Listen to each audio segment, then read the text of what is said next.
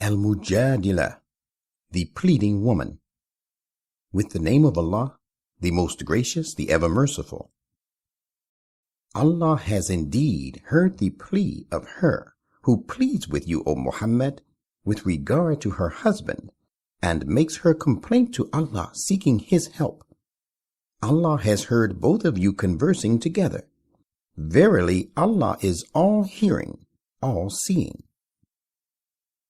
Such of you who give up conjugal relationship with their wives by calling them mothers should realize that they do not thereby become their mothers.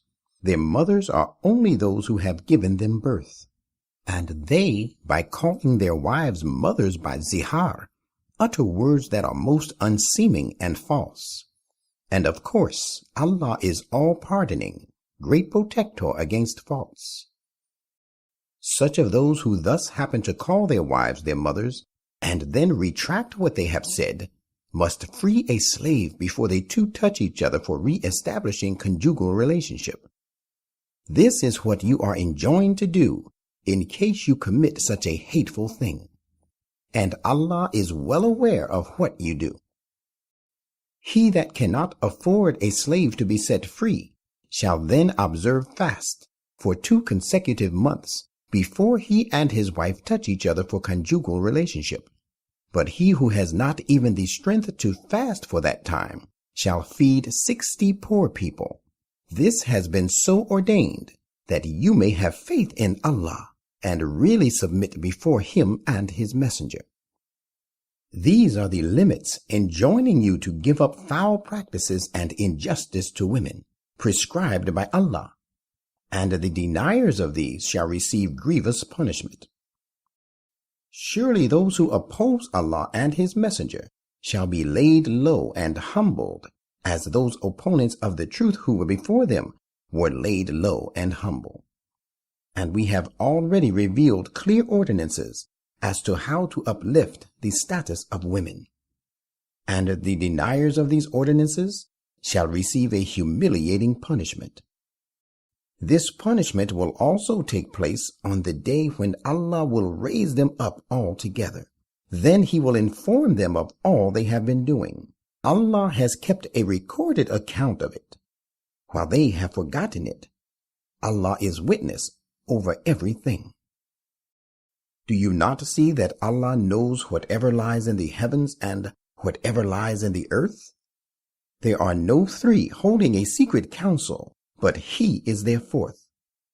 There are no such 5, but he is their 6th. Whether they are fewer than that or more, he is with them, no matter where they are. Then on the day of resurrection, he will tell them in the form of requital all that they have been doing. Surely Allah is possessor of full knowledge of all things. Have you not seen those who were forbidden to hold secret councils, and yet repeatedly returned to what they were forbidden to do?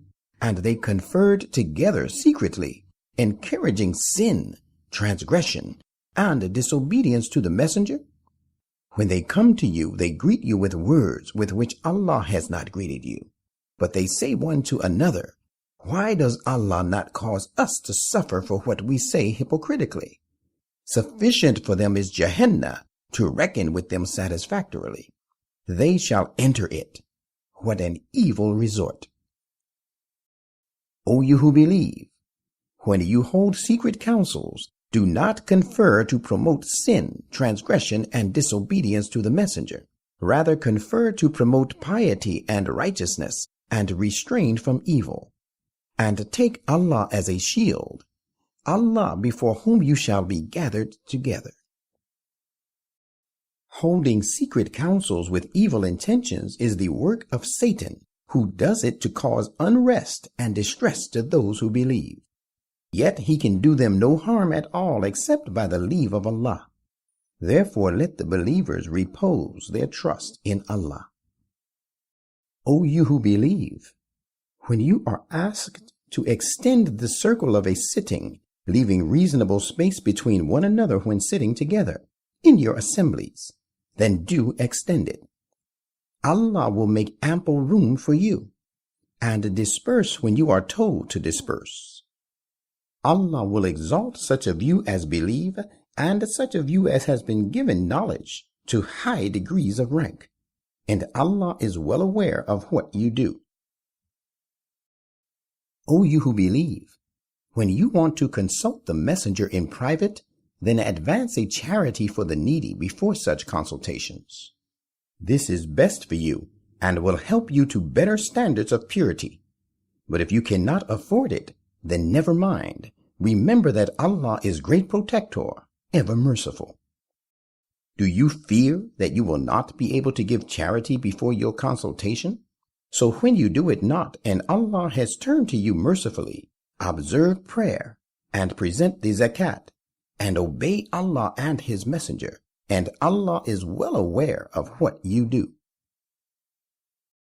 Have you not seen those hypocrites who befriend a people who have incurred the displeasure of Allah? Such people belong neither to you nor to them, and they swear to falsehood, and that they do it knowingly. Allah has in store for them a severe punishment. Evil indeed are the deeds they used to do.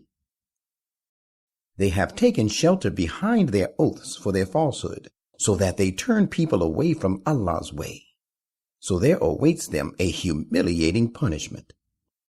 Neither their belongings nor their children will be of any avail to them against the punishment of Allah. They are the inmates of the fire, wherein they will be abiding long. The day when Allah shall raise them to life altogether, they will swear to Him as they swear to you, and they will think that they have something reasonable to serve them as a good plea. Beware, it is they who are in fact the liars. Satan has gained mastery over them and has made them give up the remembrance of Allah. They are the gang of Satan. Now, as a matter of fact, the gangsters of Satan are the losers. Certainly, those who oppose Allah and His Messenger will rank with the lowest of the low. Allah has decreed, "Most certainly I will prevail, I and my messengers." Verily, Allah is all-powerful, almighty. You will find no such people who truly believe in Allah and the last day, loving those who oppose Allah and His Messenger, even though they, the opponents of Allah, be their fathers, or their sons, or their brethren, or their kindred. It is they in whose hearts Allah has inscribed true faith and has strengthened them with His own revelation. He will admit them to gardens served with running streams. They shall abide there forever. Allah is well pleased with them, and they are well pleased with Him. They are Allah's party. Behold, it is Allah's party alone that are the winners of the goal.